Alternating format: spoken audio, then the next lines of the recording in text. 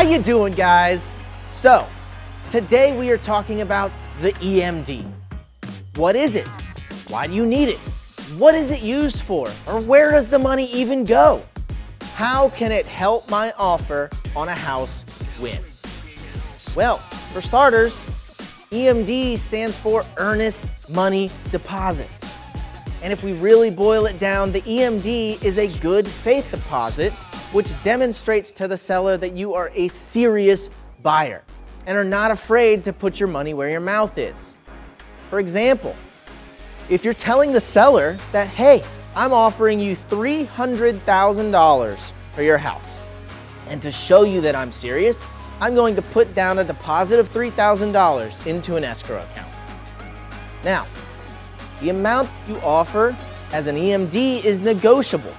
It is up to you to decide how much you want to offer. In the example we used, it was 1% of the home offer price. This is usually a good rule of thumb for EMD amounts, but you should always discuss this with your realtor.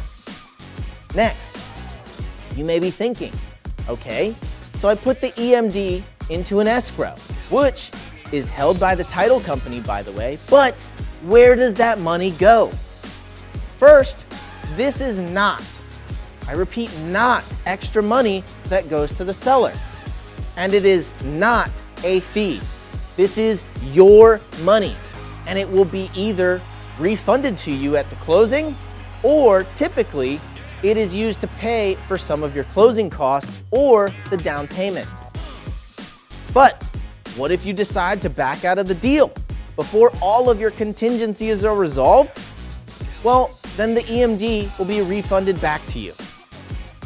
This is one reason you should have some contingencies included as part of your offer, and your realtor should discuss these with you. Also, for future reference, we will go more in depth on contingencies in a future video, so be sure to stay tuned for that. But in the meantime, let's say that all of these contingencies pass and you sign off that you will release the contingencies to move forward with the purchase. But a day or two later, you decide now you want to back out.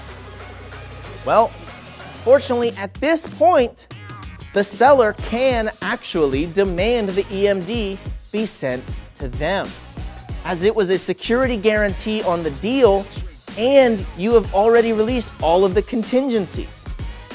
But just so you know, this rarely happens. So in the end, the buyer and the EMD is protected with their contingencies on the offer, and the seller is protected by the amount of the EMD. This is why many sellers are more likely to take you serious if you have a higher EMD than a lower one.